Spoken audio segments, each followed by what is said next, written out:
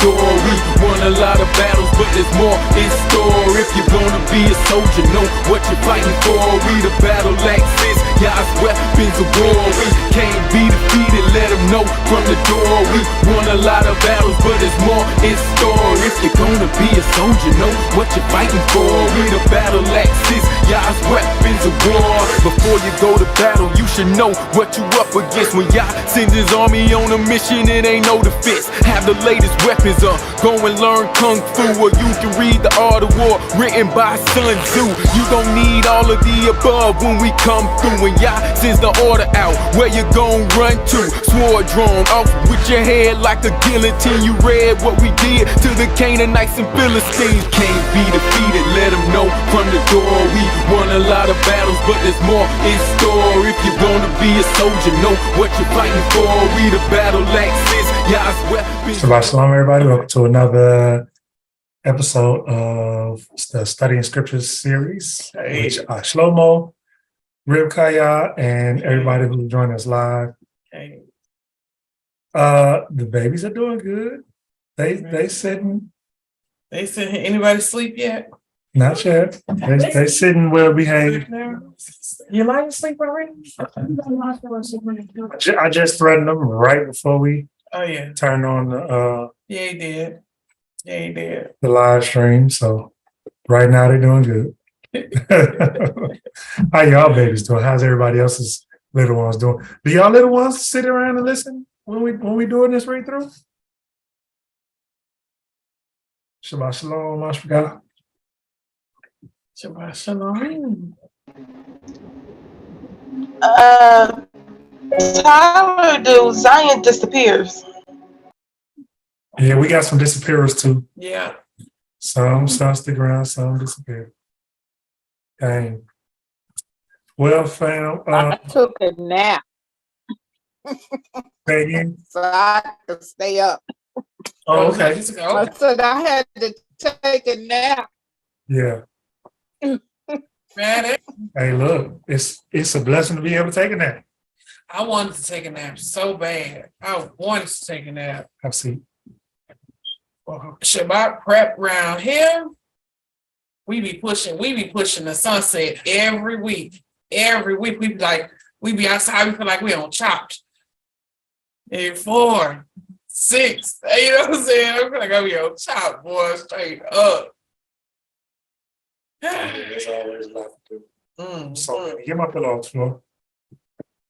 Thank you. Appreciate it. Paying 2-day meal for this barricade over here, boy.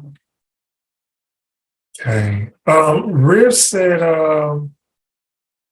yes, it is. Yes, it is. Yes. Riv said somebody had emailed her a question. You want to read that? We can start with that before we get into our reading. It was one of the Keishas. Is any of the Keishas here? She said, Shalom Koti. She said, question for the Q&A section. She says, when Yah kept repeating that through the seed of Abraham, other nations would be blessed, was this a foreshadowing of the curse in a way? I mean, whenever we are in captivity or servitude to other nations, those nations prosper. Yeah. Great question. That was a great question. That is a good question. So that's one way to look at it. Because every nation that we have been in servitude to, has become the superpower in the earth. If you just look at it historically, whether it was Babylon, whether it was Egypt, whether it was Assyria, whether it was Medo-Persia, Greece, Rome, whatever, America at this time. So that is one way to look at it. But if you think about it, that's only that particular nation. That's not quite what was being said. That was kind of like a byproduct of us being in servitude. Those nations had to be powerful because we were a powerful people. So he had to allow them to have power over us, which means they were powerful over the rest of the nations as well. Plus, with us being in servitude to them, just a general byproduct of the function of economics meant they were using free labor. Mm-hmm. And what nation ain't gonna rise up top when they're using free labor? That being said, I believe that more accurately what the prophecy was being foretelling was that through our righteousness, even through our awakening by us being scattered to the four corners of the earth, we will be revealing righteousness to them. We will be revealing a Mashiach, Messiah, Yahusha to them, and showing them how to achieve deliverance, how to get to that righteous fellowship with the Heavenly Father and Messiah. And so same way we read that scripture says we will be a nation of priests. Well, that's the blessing to all the other nations, for us to be directing them to righteous fellowship, right? That would apply to everybody who's willing to accept that righteousness. So in a way, what Dakota was asking countering to, because through our disobedience, the Messiah has been extended to the nations, you know what I'm saying? Because through our disobedience, you know, they are now able to be grafted in. Yeah, that's true. So that goes into what Paul writes about. Mm-hmm. And I'll read that to you.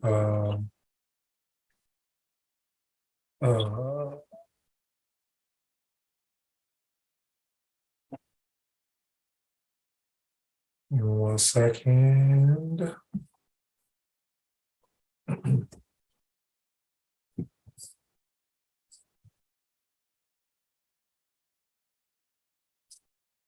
That's what I thought was Romans 11. Mm-hmm. So Romans 11.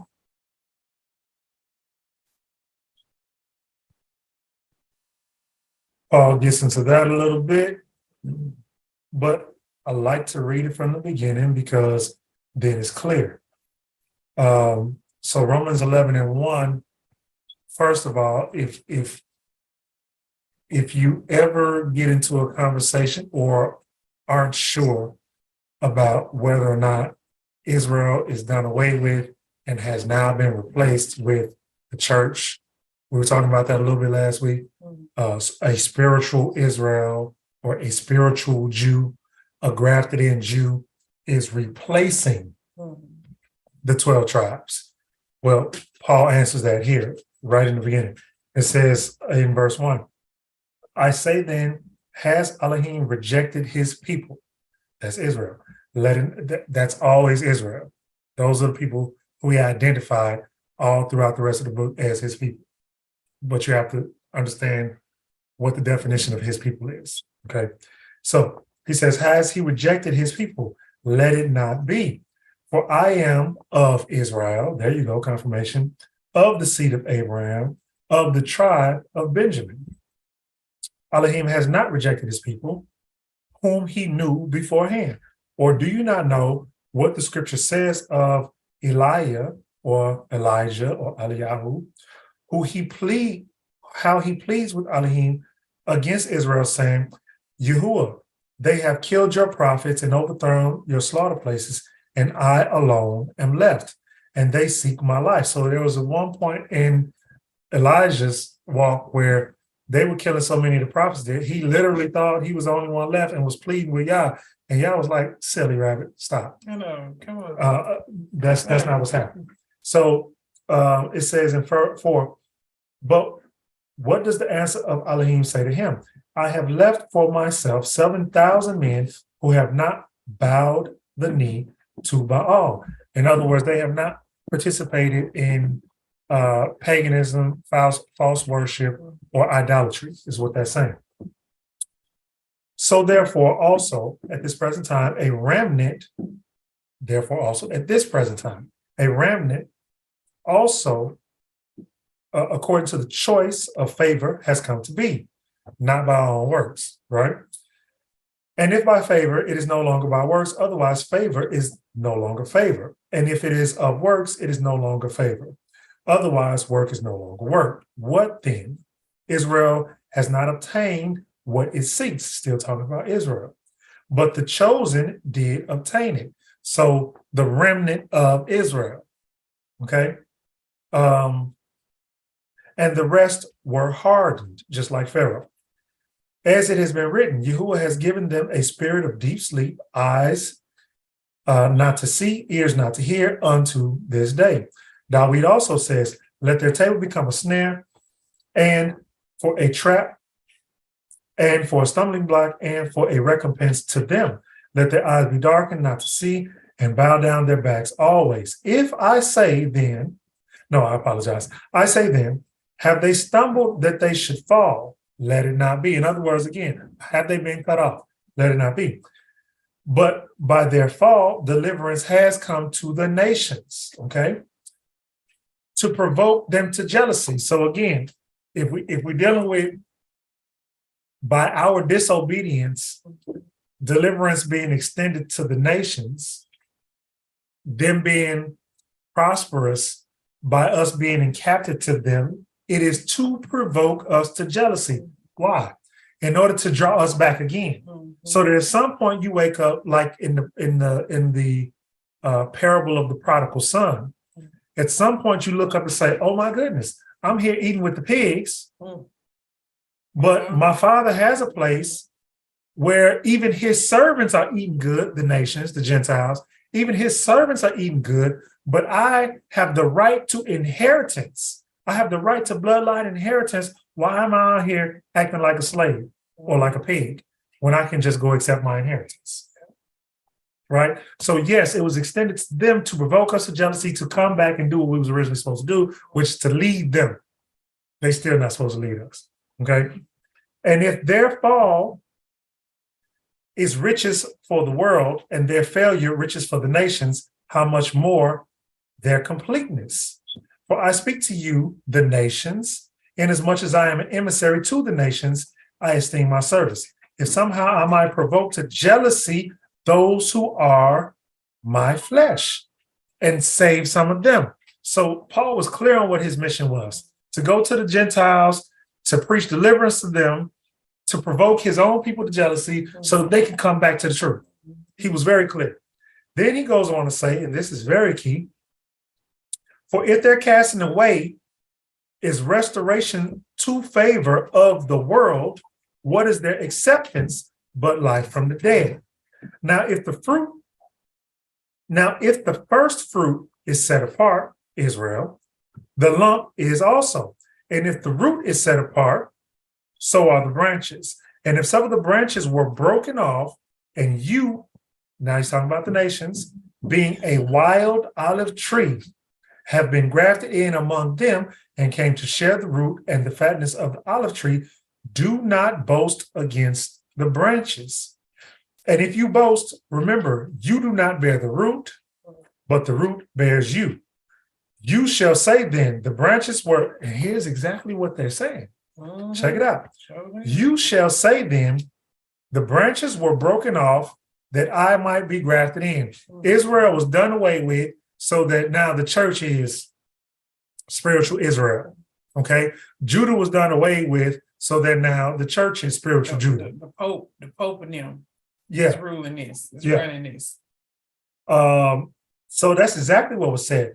Then he says, good. By unbelief, they were broken off, and you stand by belief. Do not be arrogant then, but fear. For if Elohim did not spare the natural branches, Israel, he might not spare you either. See then the kindness and the sharpness of Elohim. On the one who fell, sharpness, but toward you, kindness, if you are continuing in his kindness. So in other words, if you, having belief, have accepted Messiah and then begin to keep the laws, good. He'll continue to be kind to you as a Gentile, okay? If you continue. Then it says, and they also, if they do not continue in unbelief, if Israel, wherever they are scattered, wake up, come back to him, accept Messiah, go back to following the laws, then he says, Then lost my place. Torah. Otherwise you shall be cut off. And they also, if they do not continue in unbelief, shall be grafted in. For Elohim is able to graft them in again. For if you were cut off of the olive tree, which is wild by nature, and were grafted contrary to nature into a good olive tree, how much more shall these who are natural branches be grafted into their own olive tree? My man said, contrary to nature. Contrary to nature. You Okay. wild, you wild natured being. Okay. Shabbat shalom, Koti. So that's how it's extended to them. And it's for them if they accept it, but it's extended to us through inheritance and belief, so that if we believe, we also become the head, we become part of the body and lead them into the body and guide them, just like Paul was doing, because that was what he told us to do. We all have to this new norm that's coming gonna be a test to us all.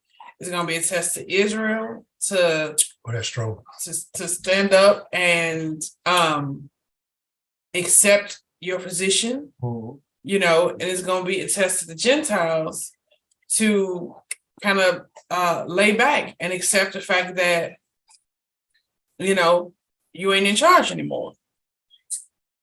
What is that over there? Okay. That's just lemon. You ain't get no tea back here? No, it's just warm lemon water. No, it's fine. Thank you.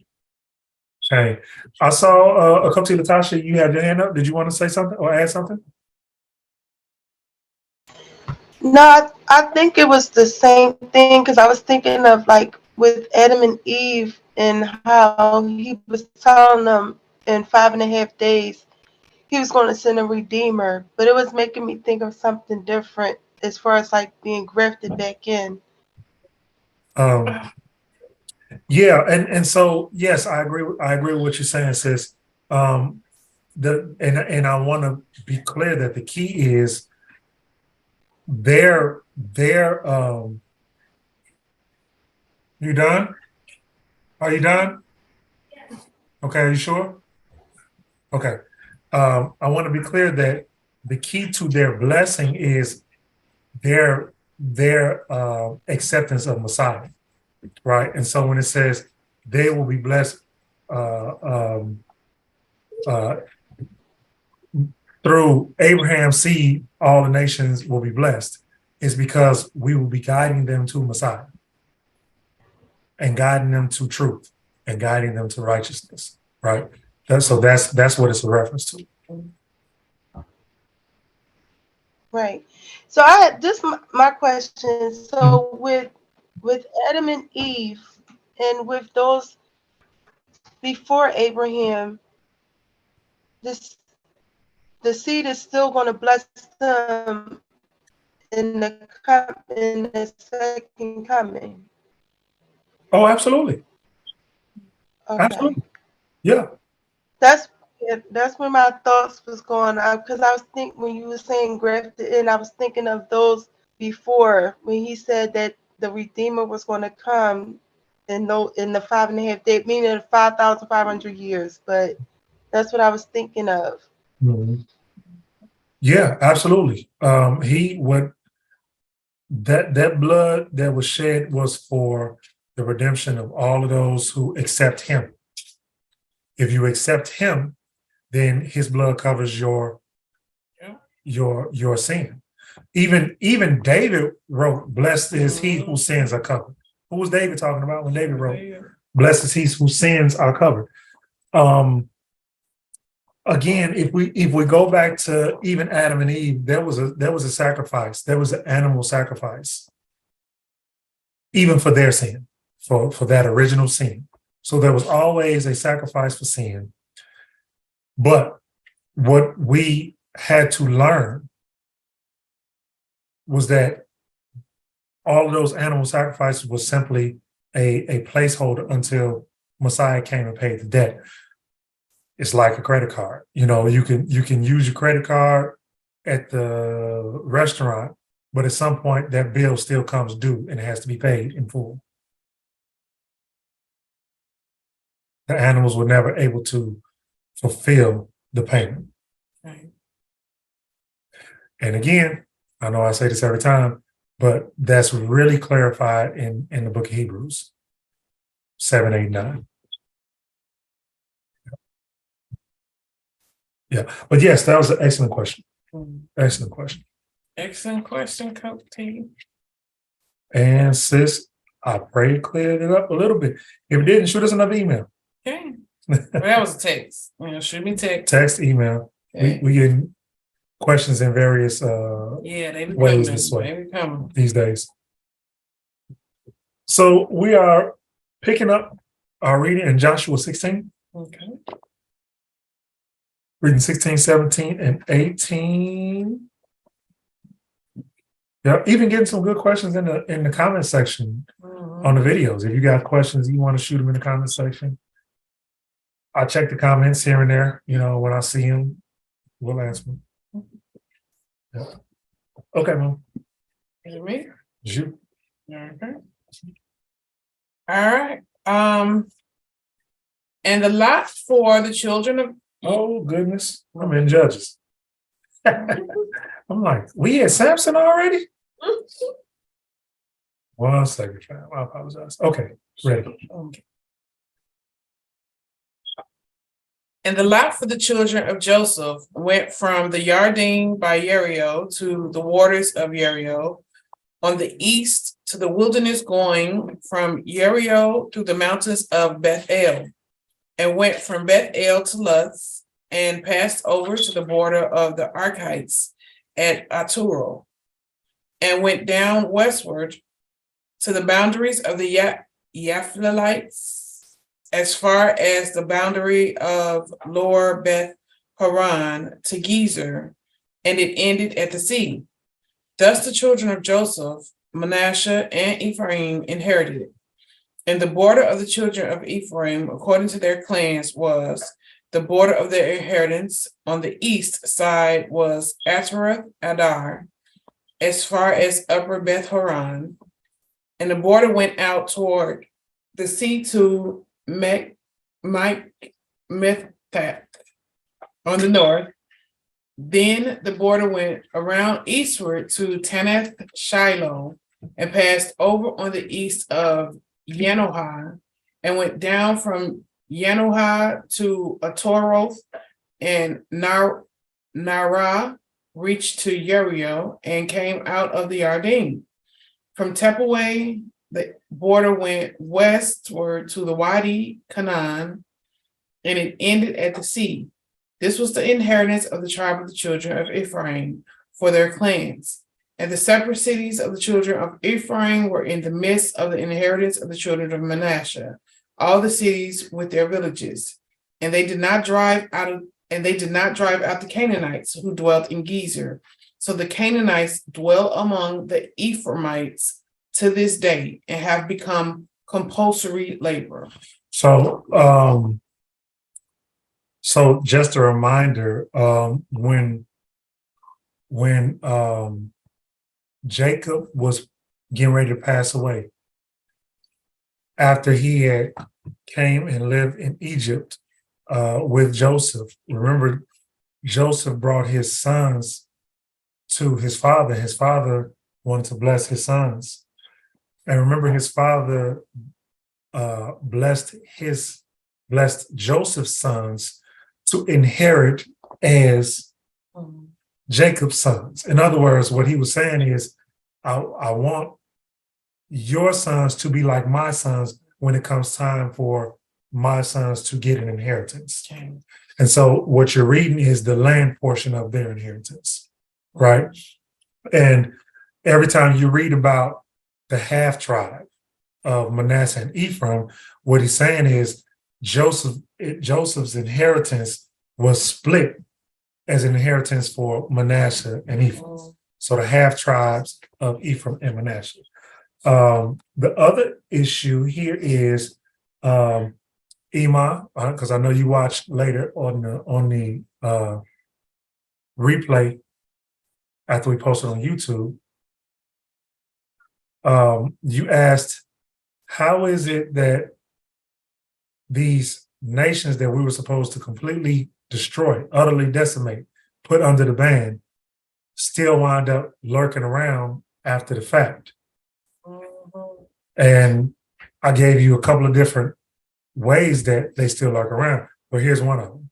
They didn't completely get rid of these Canaanites, and so they came up with them, lived side by side with them. And here's some of those ways that we started adopting some of those customs, because we didn't utterly destroy them, we didn't utterly boot them out, so that our customs reigned dominant. Therefore, their traditions began to seep in.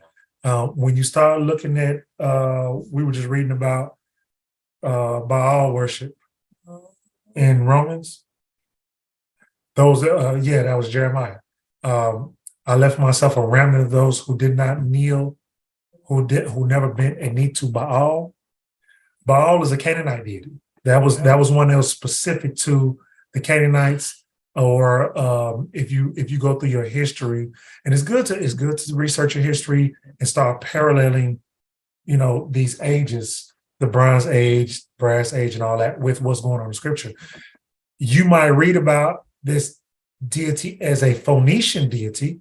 There was a movie called Baal with Anthony Hopkins. You remember that? Yeah, it was with Anthony Hopkins, and they may have referred to him as a Phoenician deity in that movie, but the Canaanites and the Phoenicians were basically the same people. Yeah. And so the modern translation, for those that don't know, I know all of y'all know, I'm saying it anyway. The modern translation for that name Baal in today's English is Lord. The modern translation for Baal in today's English is Lord. It is sometimes translated as master. But if you go to the Hebrew, you'll see where it's supposed to be translated as master and where it's translated as that deity, basically.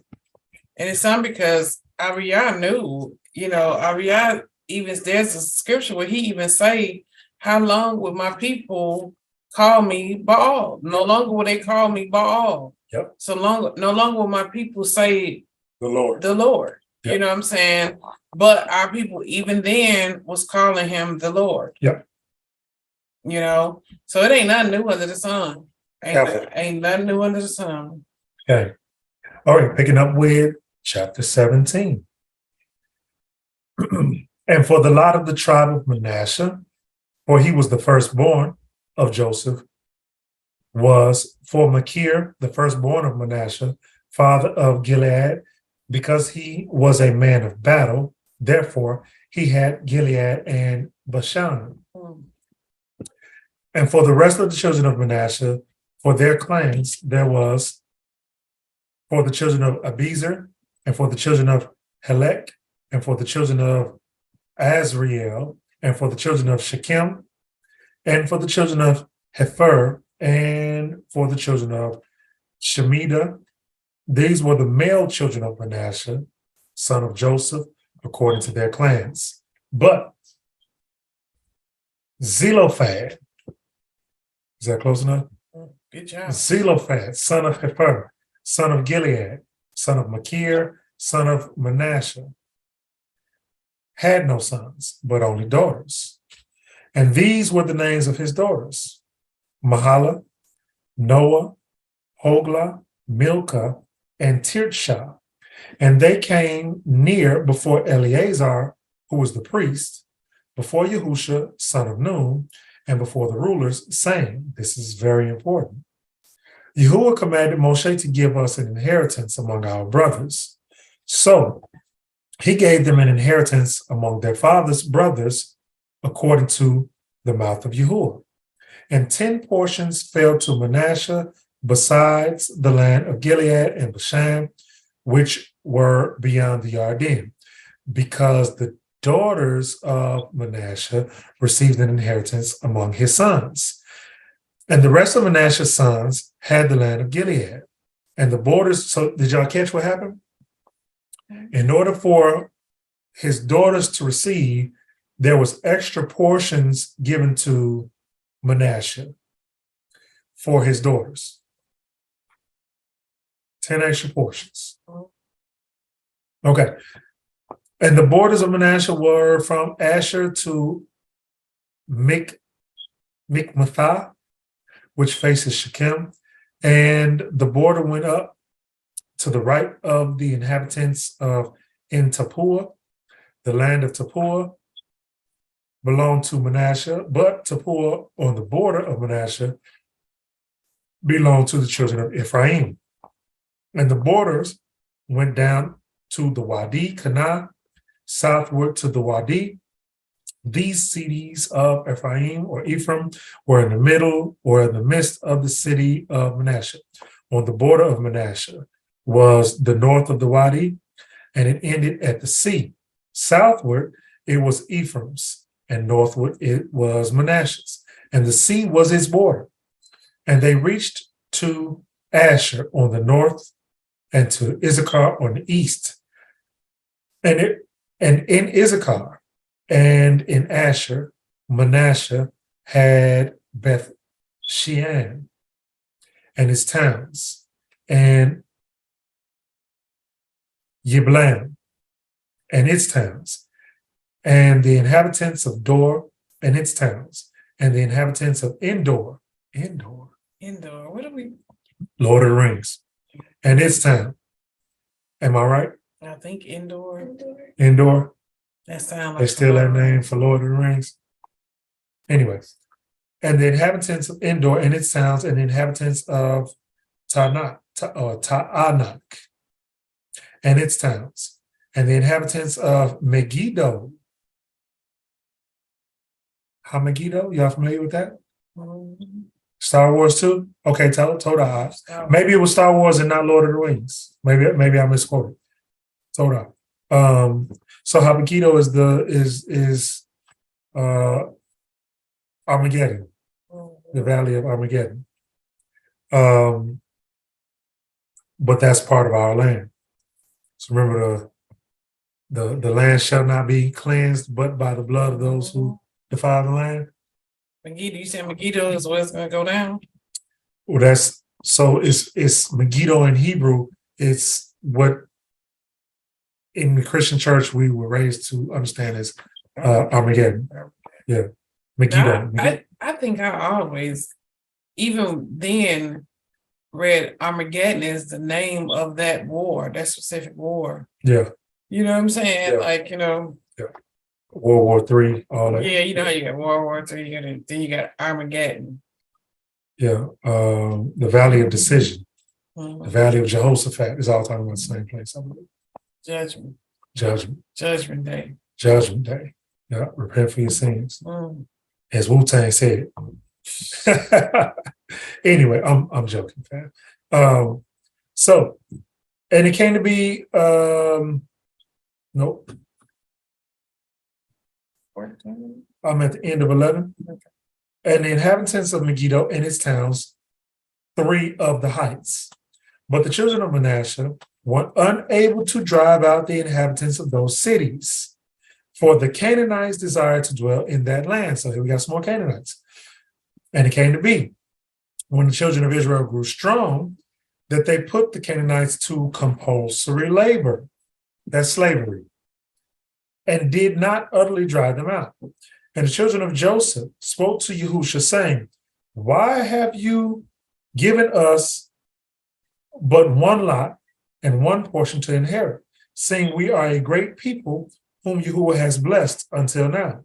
And Yahusha said to them, if you are a great people, go up to the forest and clear a place for yourself there in the land of the Pezerites and the Rephaites, since the hill country of Ephraim is too narrow for you. So if you're so great and mighty, going up there where the rest of the Canaanites and Pezerites and them is at, clear it out. Now, I support that. Now, was he telling them to do this because Caleb had did it? Ain't Caleb amongst the Ephraim, amongst them? Who is Caleb dwelling among? Yeah, he dwelled with Judah. But I think you're onto something though, because I think what Joshua did was, well, Caleb spoke up for himself, but I think what they was doing was he was using them to go ahead and clear out some more Yeah, people that the needed to rest clear of it it. out. And Caleb jumped it off. Yep. Yep. And think about that, because again, Caleb was more than likely a half-breed, if not fully something else, but at least a half-breed. And Caleb was so devout that he was like, look, I'm not too old. I'm still willing to go fight. You already know what I'm gonna do. Let me go clear it out. So he cleared out some of the Anakim. Yeah, and now here you have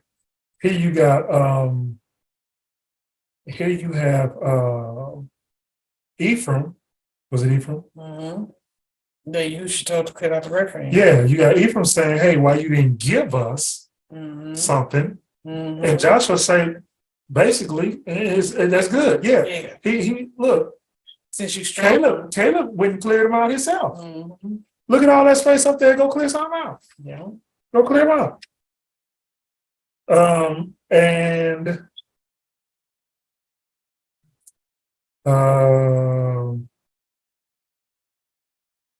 15. Okay. And Yahusha said to them, if you are a great people, if you so great, go up to the forest and clear a place for yourself there in the land of the Perizzites and the Rephaites, since the hill country of Ephraim is too narrow for you. Then the children of Joseph said, the hill country was not enough for us.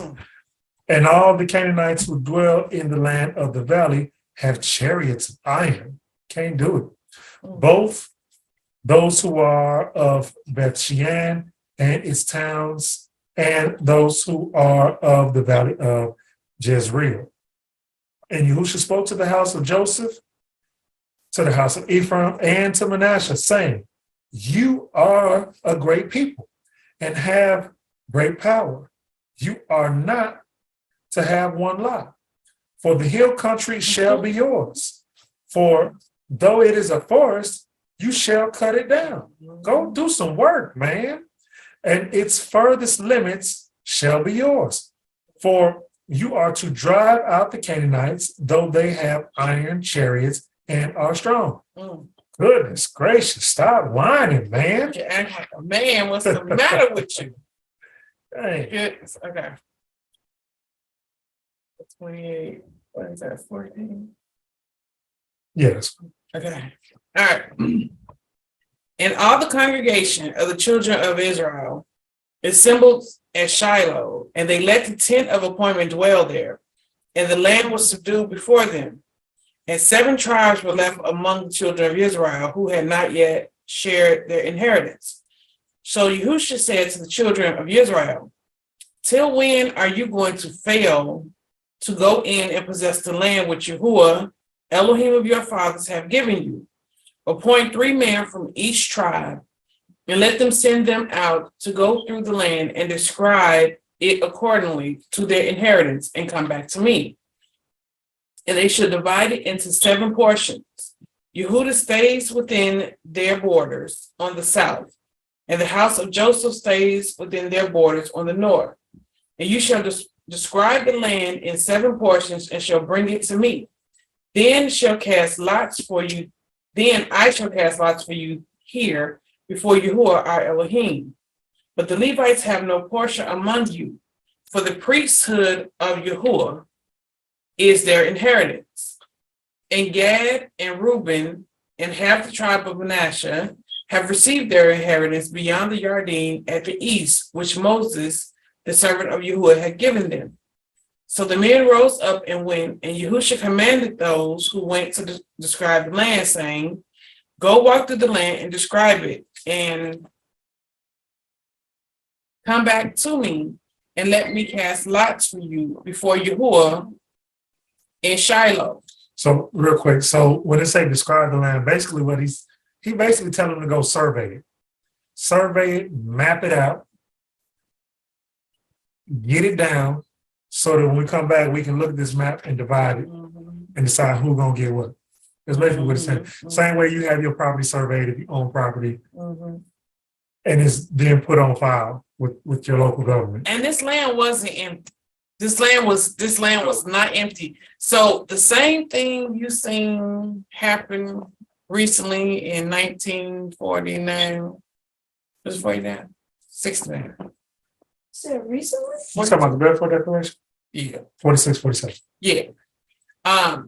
Pretty much the same thing was happening. It was we moving in and you gonna move out. Voluntarily or Involuntary. involuntarily, Yeah. doesn't matter. Involuntary manslaughter. Either way, you're going. Right. By right of arms. Right. You know what I'm That's saying? what history teaching used to say. And so some of the people was like, you know, they weren't really about that life. So they was leaving the people alone. They was like, you know, we here, we're gonna stay on our side, you stay on your side or whatever have you, but that ain't what Yahuah told them to do. Right. So Joseph studied saying how long it's gonna take y'all to go on, get your land, get Joshua.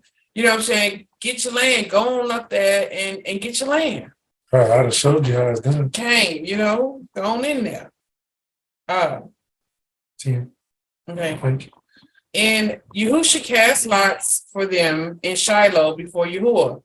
And there Yahusha divided the land of the children of Israel according to their portions. And the lot of the tribe of the children of Benjamin came up for their clans. And the border of the lot came out between the children of Yehudah and the children of Joseph. And their border was on the north side from the Yarden, and the border went up to the side of Jericho on the north, and went up through the mountains westward, and ended in the wilderness of Beth Arum. I think that's interesting considering what happened with Benjamin and Joseph and Judah. Joseph had to protect Benjamin. I mean, not Joseph. Judah had to protect Benjamin, and Benjamin and Joseph was close. But Benjamin and Joseph kind of kept it secret that Benjamin recognized who Joseph was when they went into Egypt. And remember, Jacob sent Benjamin with his brother under duress. He didn't want to send Benjamin because he thought he had already lost Joseph. But Judah was like, Pop, he going with me, I'm gonna bring him back. If Benjamin don't come back, I promise you, I will tear the whole earth up. Basically, Benjamin coming back or my body coming back. Right. And you know that ain't no easy feat, Pop. So Joseph, when Joseph took Benjamin captive, Judah almost told Egypt though right then. Like they had some tough words back and forth with each other. But there's a special relationship there between them three. So I think that's interesting that Benjamin was put between Joseph and Judah. That's interesting. Coty, you want to say something real quick? Oh yeah, no, when we was reading, it was just saying how Joseph had the north and Judah had the south. It made me think of the northern kingdom and the southern kingdom and how it was already split in that way before Solomon, before the split of the actual kingdom. That's interesting too. Yep. South side. No, I'm joking. Yeah. Okay. 11, I guess. And the lot of the tribe of the children of Benjamin came up for their clans. The border of their lot came out between the children of Yehudah and the children of Joseph. And their border was on the north side from the Yarden, and the border went up to the side of Jericho on the north, and went up through the mountains westward, and ended in the wilderness of Beth Arum. And the border went over from there toward Luz, to the side of Luz, that is Beth El, southward. And the border went down to Ataroth Adar, by the hill that lies on the south side of the lower Beth Horon. And And the border was drawn and went around the west side of the south from the hill that faces Beth Haroon southward and ended in Koreth Baal, that is Koreth Yarim, a city of the children of Yehuda. This was the west side. West side. Okay. And the south side was from the east of Kiriath Yearim, and the border went out westward and went out from the fountain of the waters of Neptawah, and the border came down to the end of the mountain that faces the valley of the son of Hinnom, which is in the valley of the Rephaim on the north, and west down to the valley of Hinnom to the side of the Jebusite city on the south, and went down to En Rogel. And it was drawn from the north, went out to En Shemesh, and went out toward Geliloth, which is opposite the ascent of Adumim, and went down to the stone of Bohan, son of Reuben, and passed over to the side opposite of Arabah, northward, and went down to Arabah. And the border passed over to the side of Beth Hoglah, northward, and the border ended at the north bay at the Salt Sea, at the south end of the Yarden. This was the southern boundary, and the Yarden borders it on the east side. This was the inheritance of the children of Benjamin, according to its boundaries all around, according to their clans. And the cities for the tribe of the children of Benjamin, for their clans, were Jericho, and Beth Hoglah, and Emek Ketitz, and Beth Arabah, and Zemarim, and Bethel, and Awim, and Parah, and Oprah, yes, Oprah, and Kephar Ha'amoni, and Ophani, and Gabah, 12 cities with their villages, Gibbon, and Ramah, and Berioth, and Mitzveh, and Kephiriah, and Motsah, and Rekim, and Yiphael, or Yirpiel, Taralah, Selah, Elpeh, and the Jebusite, that is Jerusalem, or Yerushalayim, Geba, and Kiriath, 14 cities with their villages. This was the inheritance of the children of Benjamin for their clans. Yeah, it's a lot of landmarks there. Have you guys ever, this was always interesting to me. There's an elder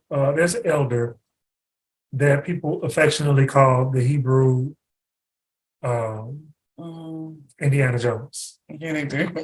And I think his name Yahusha. YAHUSHUA. YAHUSHUA. And what he specializes, from his words, is this stuff.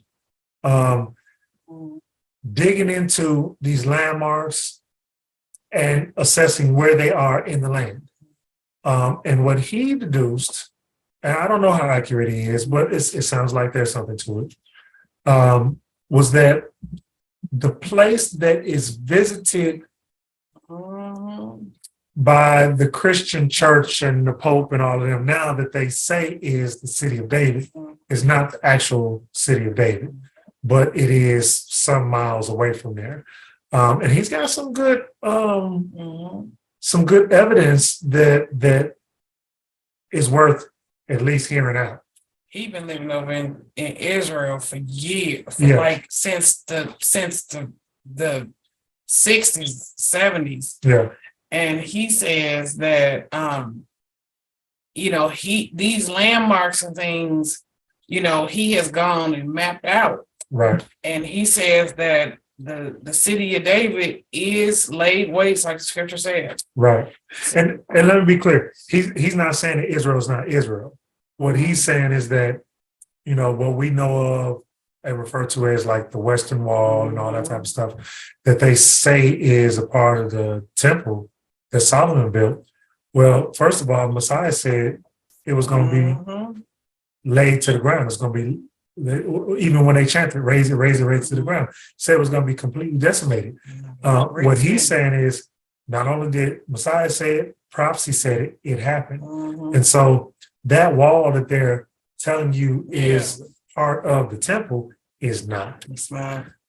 It's something else. Is it any Herod's wall? No.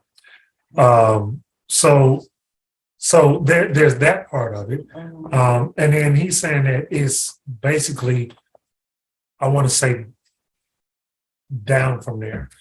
There was, we got to remember, fam, that there was Roman garrisons occupying that place, and they built forts and all that type of stuff. And so what he's saying, and he's not the only one saying this actually, is that wall is a portion of one of the Roman forts that was built. Wow. That was not completely destroyed.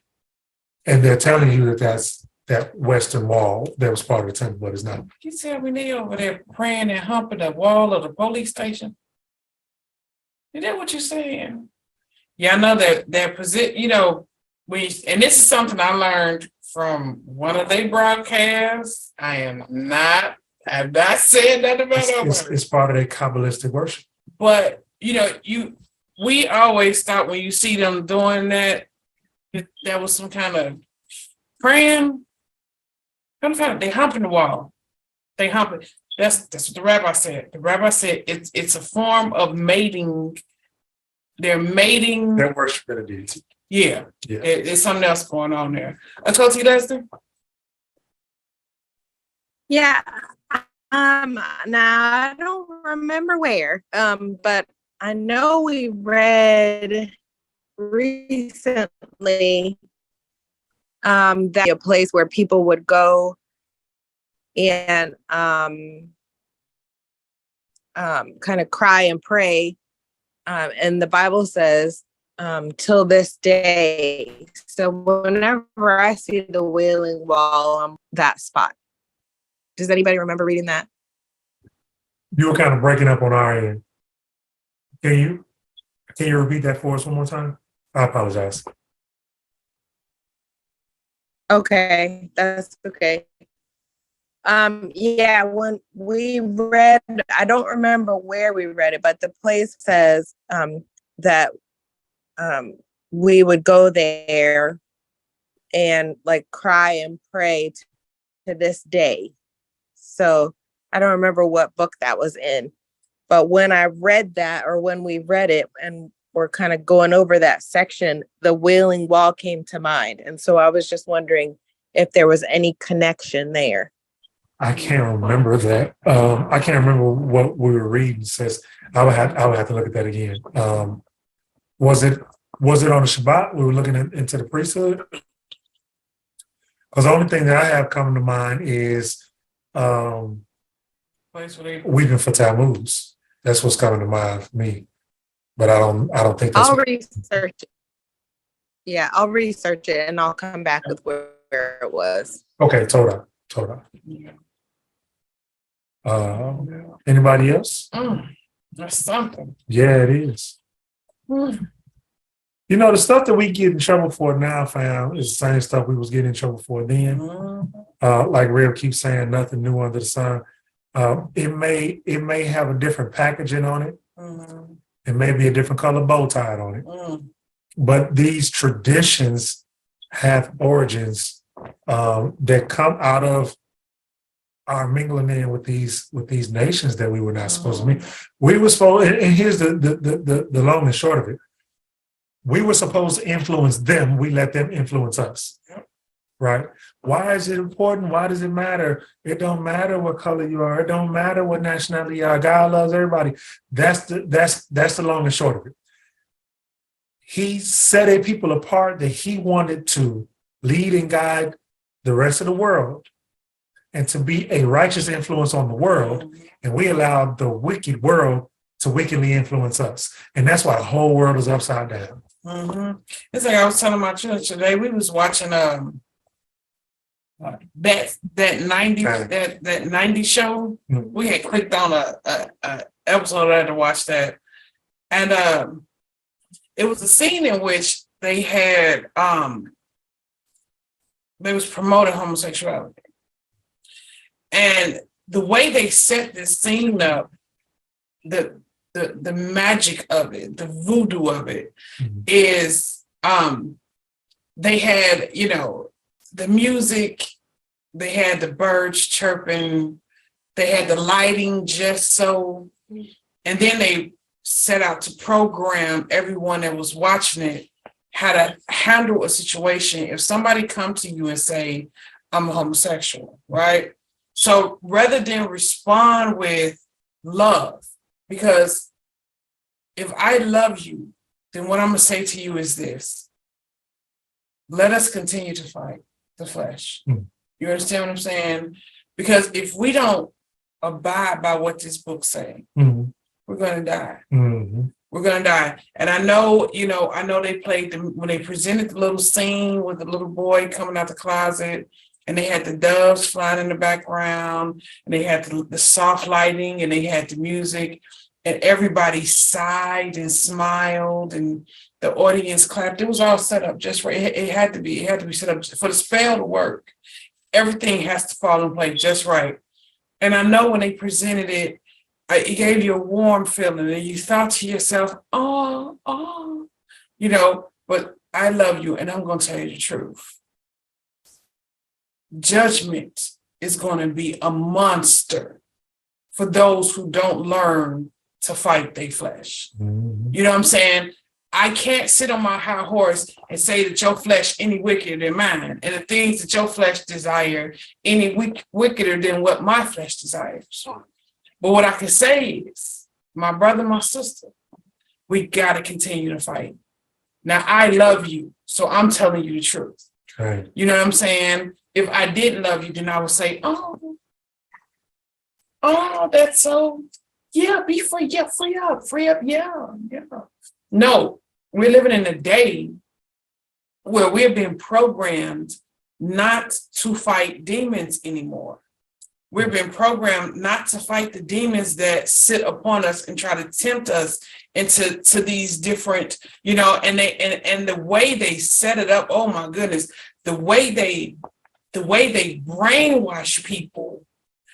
And I'm a writer, so I can see the whole, they use lights, they use music, they use audience participation, they use the different, they play on different emotions to make this spell complete, and they completely program you so that you forget all about what Yahuah says.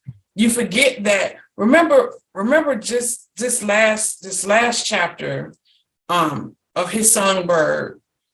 The Malachi asked her, he said, I know it said that the greatest trick the devil ever pulled was convincing the world that he didn't exist. But I like to argue with that. I think the greatest trick he ever pulled was convincing the world that the Most High didn't exist, that Yahuah didn't exist. Because how do you convince people to go against what the Most High told us out of love? How did the whole world get flipped, turned upside down? Yeah, scripture say the fear of Yah is the beginning of wisdom. Yeah. Let me let his hands pound up. Auntie Latasha, Auntie Leslie, was you finished or? Jasher? I found the verse that I was talking about. It's Okay. in Read the it- book read of it to us, Jasher, sister. so I just put that in the chat. Read it to us, Cole. Okay, it says, okay, can you hear me? Yes, ma'am. Can you hear me? Okay. So it says, and it was in the 56th year of the life of Lamech when Adam died. was he at his death, and his two sons, with Enoch and Methuselah his son, buried him with great pomp at the burial of kings in the cave which God had told him. And in that place, all the sons of men made a great mourning and weeping on account of Adam. It has therefore become a custom among the sons of men to this day. So when I thought about that, I thought of the weeping wall and just wondered if there was any connection. Okay. No, I could see how you would make that. No, I don't think so. But I think that the reason that we say no is because what we found out through understanding that it's a Talmudic, I said Kabbalistic, it's a Talmudic tradition. So it's based in the writings of the Talmud and the Kabbalah, that this feminine deity that they're actually giving those writings to. So when they tell you they're writing their prayers and putting them in the scrolls and sticking them in the wall and all that, it's actually to a feminine deity. It's a female deity. And they really wicked, fam. Most of these pagan practices are steeped in sex rituals and phallic worship and stuff like that. And it generally all stems from what happened with Semiramis and Tammuz and Nimrod. Yeah. And so once we found that out and we understood that that's what they're doing at that wall, then we understood it had nothing to do with wailing at all. Them calling it the wailing wall is a red herring. It's a ruse. It's misdirection. That's not what they're doing. It's very twisted. Okay. Yeah. Okay. Yeah. Like maybe, that'd be a good research. Yeah, and if we come back across a documentary we'll watch it, I'll share it in the room too. Yeah, it's very twisted. Thank you. Mm-hmm. Now, I had a question about the tribe of Benjamin. So, you know how Judah was protecting him, and then later on, when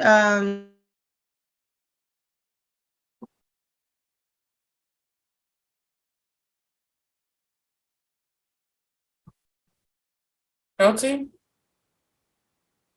Did we lose you? Did we lose you? Or did y'all lose us? Can y'all still hear us out there? No, we lost her. Okay. Yeah. Oh, okay. Okay. So Natasha, you can hear us, baby. Your mic drop or something.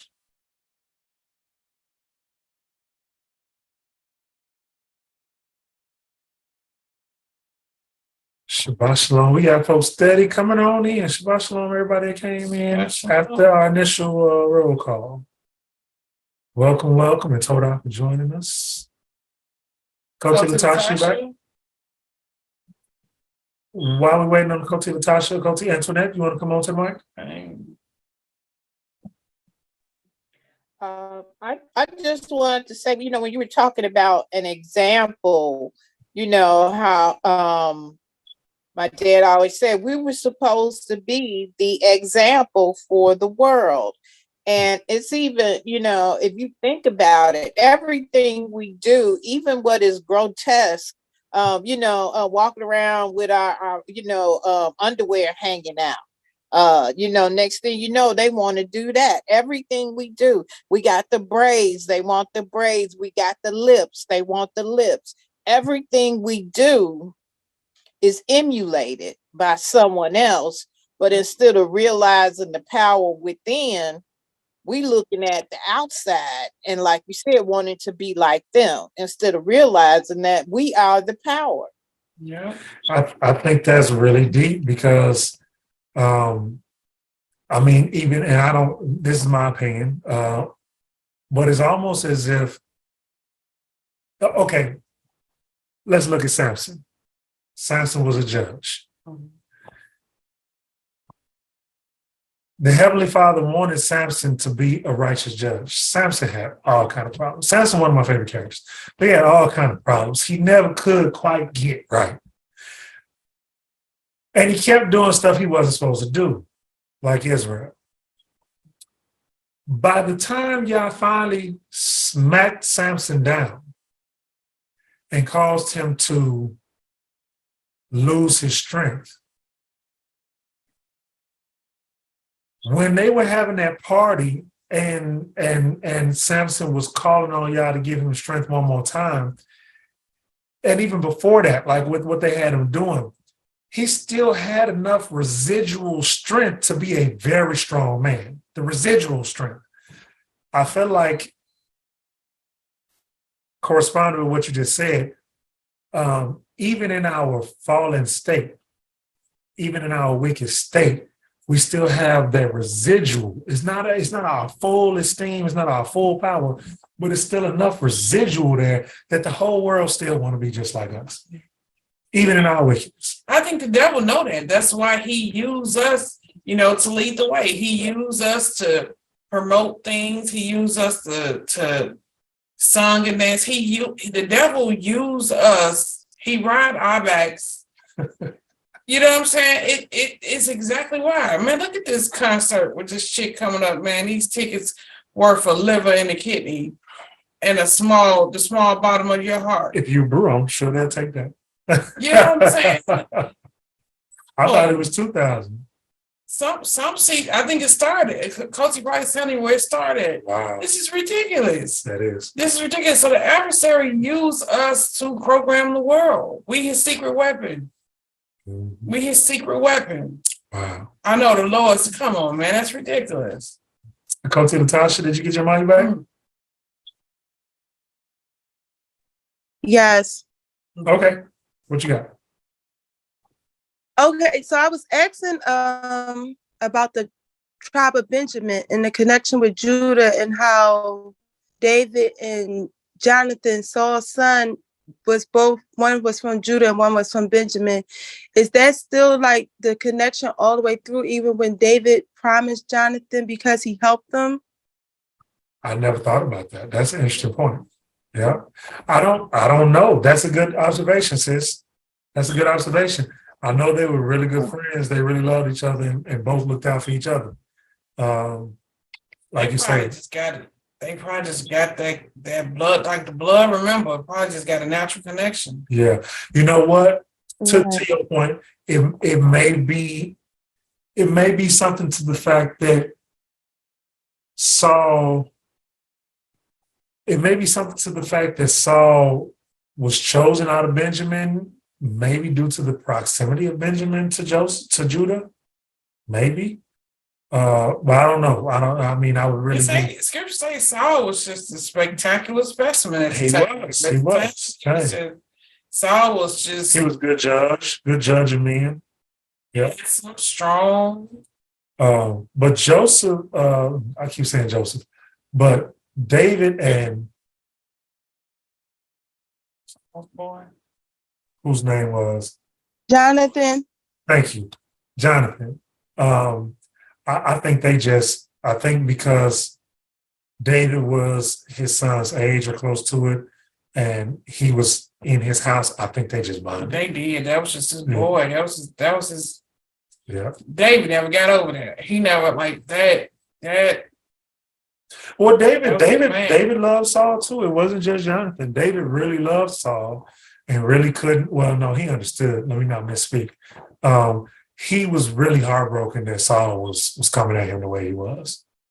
And as y'all know, David had several opportunities to go ahead and he did relieve Saul of his bad blood. And David's personality, and he chose not to. You know what I'm saying? His personality was just like.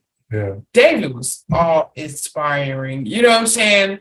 Like, when they say he just came up behind him and cut the piece off his garment, as if to say, dude, I could kill you. Dude, come on, man, you're gonna stop playing with me today. You know what I'm saying? And still just did not. The cave is what got me. Yeah. David's personality was all inspiring. Yeah. It was just, man. Yep. It was just, Yep. man. And even when he told his men, do not touch Yah anointed, it was like, because David knew he was going to become king, and he knew that Yah took the Ruach from him, but I don't think his men knew. His men just knew, like, you're supposed to become the king. But David was still saying, like, that's his anointed, don't touch him. Yeah. No matter what. Yeah. He still protected him all the way to the end. Yeah. Yeah. David was one of a kind. David, so we read that David was a prophet. We read that David was a soldier. We read that David was a king. And we read that Solomon was so wise, but because of Solomon's wisdom, we forget that Solomon learned his wisdom, not just from David, from Yah, of course, Yeah. but his father was wise as well. Think about the precedent that would have been set for somebody who knew that he was next in line to be king if he allowed them to just start teeing off on the king. You know what I mean? So he's like, no, if Yah chose him to be king, let Yah remove him. Let not a man remove him if Yah chose him to be king. If we start letting men remove kings, and then I'm the next king in line, Yeah. who gonna stop anybody else from just coming at me all day? Which they came at him anyway, but it was a righteous undertaking. Yeah. And what's crazy is that, you know what I'm saying, Yeah. even though Abiyah had caused wisdom to fall on Solomon, he opened Solomon's mind up to receive wisdom to its fullest. Like Solomon, he did something to Solomon's mind that Solomon was able to, I don't know if he was able to use his whole mind, but wisdom was able to work in his mind, okay? But even then, Solomon had a different spirit than his father, because the things that David could not do, the people David could not kill, because there was, even though David was this killer, you know what I'm saying, there was just the decent thing to do, although it may not be the right thing to do, you know, the decent thing to do, you know, he couldn't do it. And so he told Solomon went through and dusted him. Like, he didn't even blink. He didn't lose sleep. He was like, come forth, bring him forth. You know, you did this to my father up the bang, feed him to the alligators. It's a wrap. Solomon wasn't no joke. Yep, and I think the way, like, even the way David worded things, you knew he was wise, because the way he worded things, he was just like, I will not do certain things to you as long as I'm living. I will not do certain things to you as long as I'm breathing. I will not do certain things to you. But he never said, like, my son, when he come, he's not going to do it. That wasn't the treaty. That wasn't the agreement, the covenant. He said, I will not, but I am going to write in my will that my son is going to tear you down in your house. Yeah. I think that's wise, because what you're doing is you making sure that when your son comes into his inheritance, he don't start off, number one, having to inherit bad contracts, and number two, someone trying to undermine his rulership because they feel like his father owed him. Oh, you owe me because your father owed me. You're like, no, we're going to clear all of that up. And listen, y'all, there's parallels to be drawn between David's rulership and Hamashiach's rulership as well. And there's parallels to be drawn between Solomon's rulership and Messiah's rulership. You know, that reign of peace that King Solomon was known for. When Messiah comes, he's going to reign in peace as well. And you know, the version that we're taught of that before we start studying the truth is very Gentile. I want to say it's been watered down a little bit. Yeah, because it is. Because what I want to say, as far as what Rib just brought up, is that Solomon reigned in peace with a strong military. Yes, he did. Like it wasn't he reigned in peace because everybody just loved him. Yes, Solomon reigned in peace because he had a strong military and a navy. He was the first to have a navy. Solomon was able to say, I will reach out and touch you if I got to cross the waters. Yeah, I'm coming for you. Yeah. And there is like evidence of King Solomon all over the world. All over the world. Absolutely. All over where he touched down. Yep. All over the world. So he was the first to have a naval fleet. Yep. You know what I'm saying? To establish military on the water. he reigned in peace because Abiyah opened up his mind to be able to outthink all his adversaries. Like, even before you can come, this dude was outthinking you. Like, there was no way. You know what I'm saying? All them wives, he was the first to really do that. He was the first to really trap Married for peace. Yeah. You know what I'm saying? So he had all them wives. Not that he was, sleeping with all them women or, but he was controlling their father's kingdoms by marrying their princesses. Making treaties. Yeah. Yeah. Yeah. He was moving globally. That dude. Now look, he did all of that and all that backfired because that wasn't what y'all told him to do. So let's be clear about that. But that's at the point where Shlomo began to feel like his brain, his smarts, his wisdom was something that he was doing. He got beside himself, really, really beside himself. But we learned a lesson. King Solomon taught us a lesson. And it's a lesson most people have not learned. But King Solomon taught us, is having all wisdom, is being all wise a good thing. Is being the smartest person, you know what I'm saying? It's chasing knowledge a good thing. Because, like, how much knowledge are we as humans meant to handle? Well, I like to make a distinction between wisdom and knowledge in that if we liken in wisdom to the Ruach, right? Yeah, chase it, go for it, because that's why he was blessed with it, because he asked for it. And in the writings of Shlomo, he really points out the path of wisdom from creation up to what he can recount. But seeking knowledge just to be seeking knowledge. Now, this is why I separate wisdom and knowledge.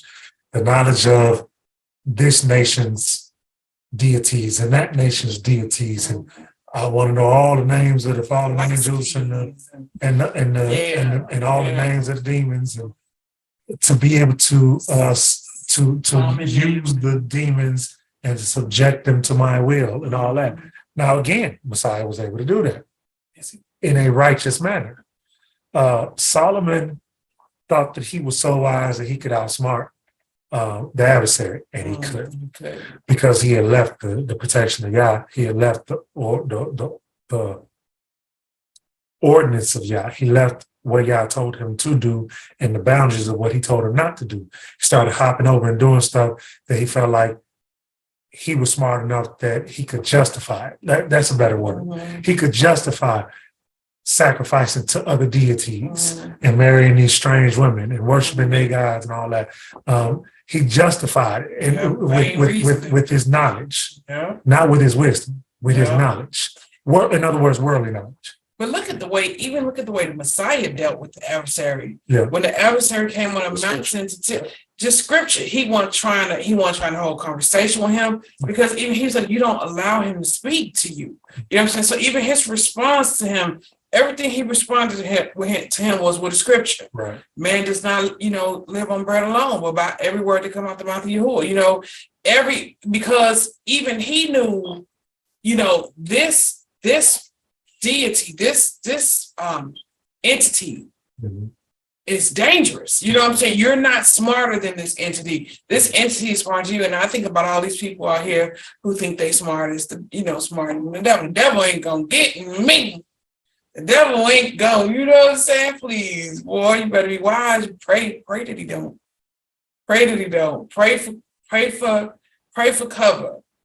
Pray for armor. Pray to be protected.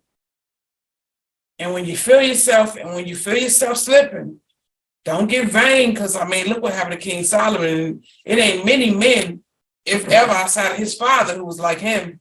You know what I'm saying? Don't get big-headed. You feel like you under attack by the adversary, retreat. Retreat and pray.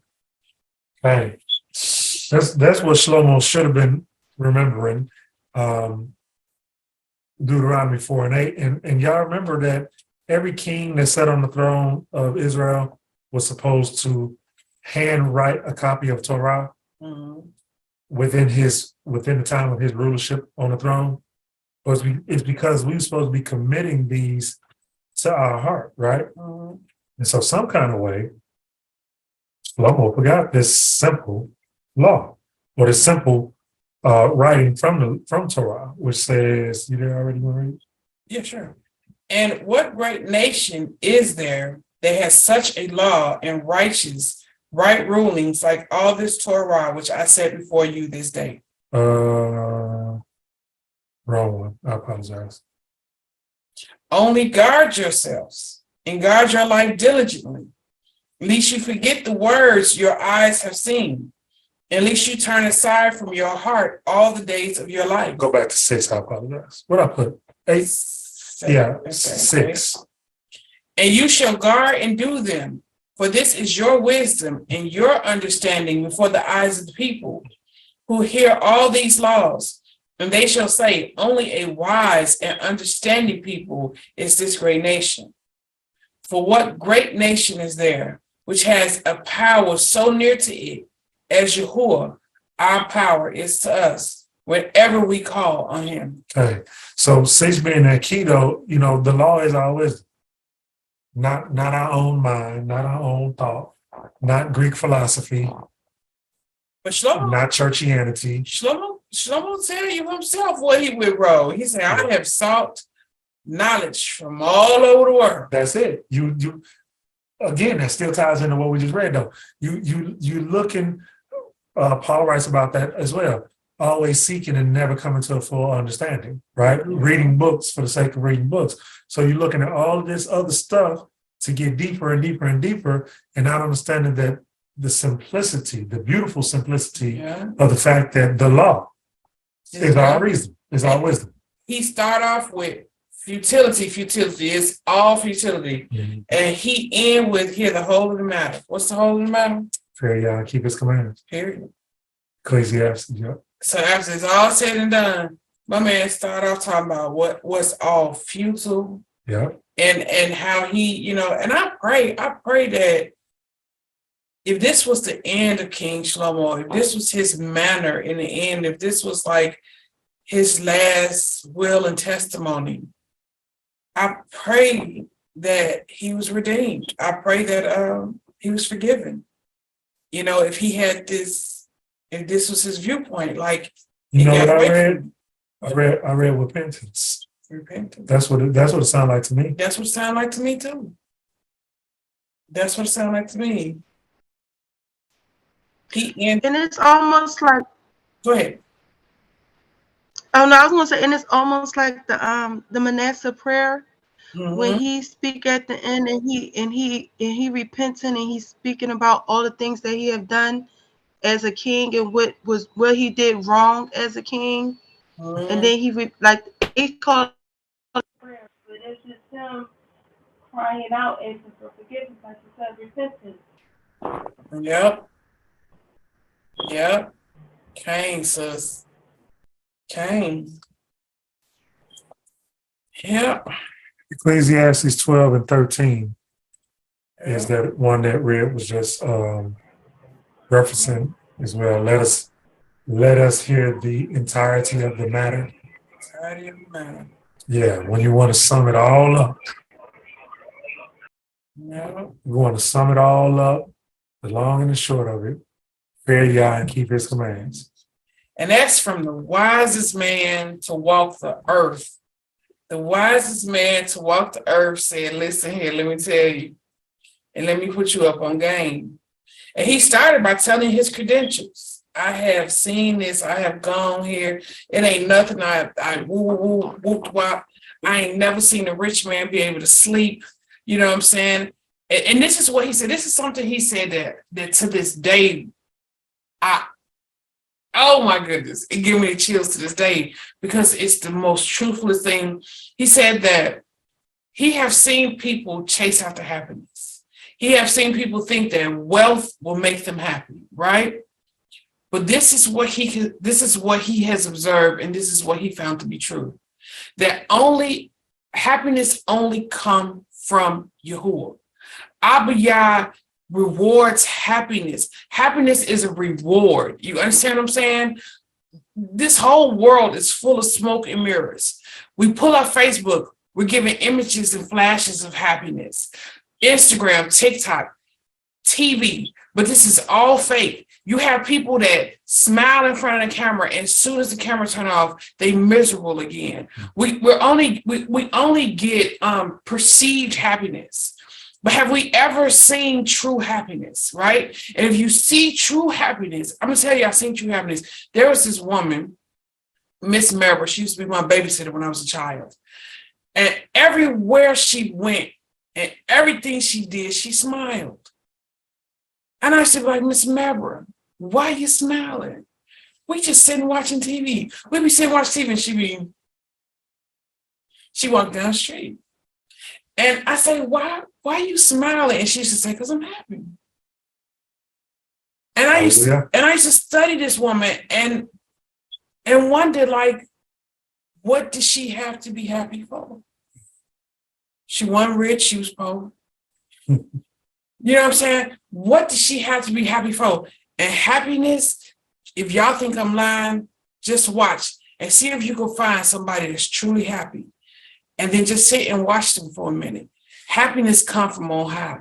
Mm-hmm. Happiness come from the most. Happiness is a reward from Abba Yah. And King Shlomo said that only he can give happiness. Even the devil can't give you happiness.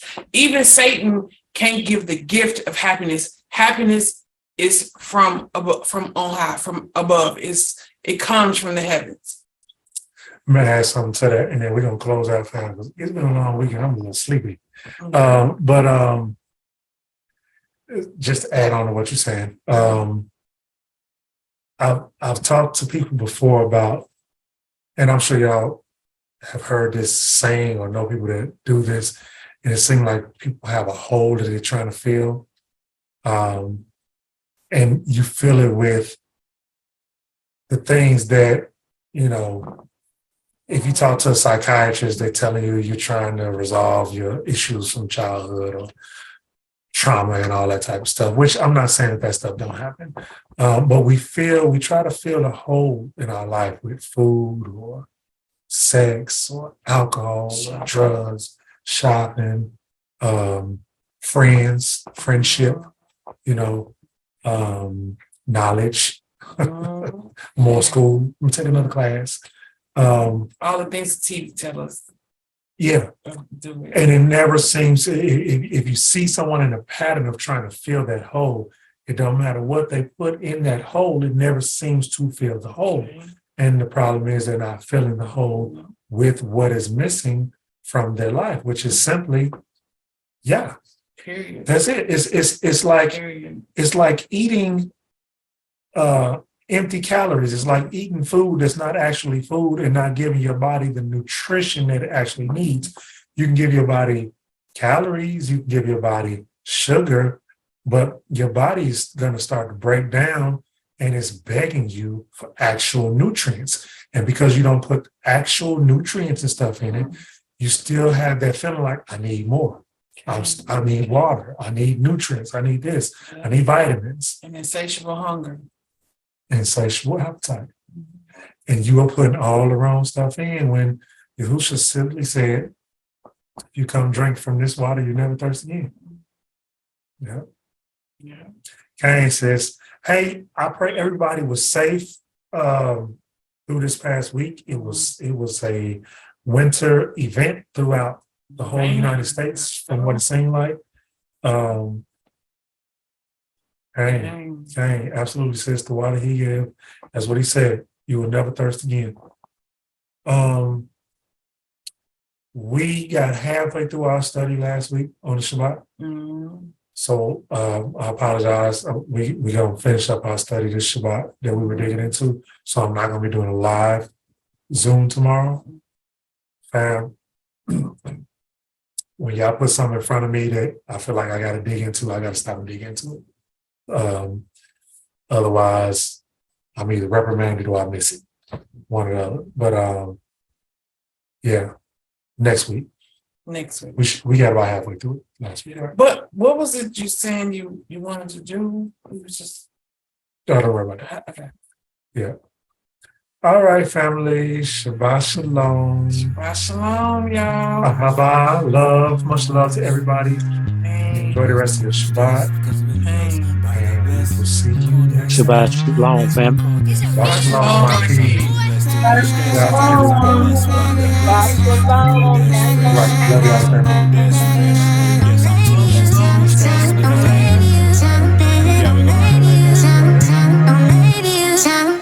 I say yes, I'm too blessed to be stressed. Nevertheless, I must confess. Yes, this is Project Wake Up Jacob. On the Sabbath we rest and reflect upon his goodness. Because we are guided by the Ruach Kodesh. Yes, whenever I get dressed, yes, I'm dripping Kodesh fresh. Yes, this style fit me down to a T because I'm a roughie.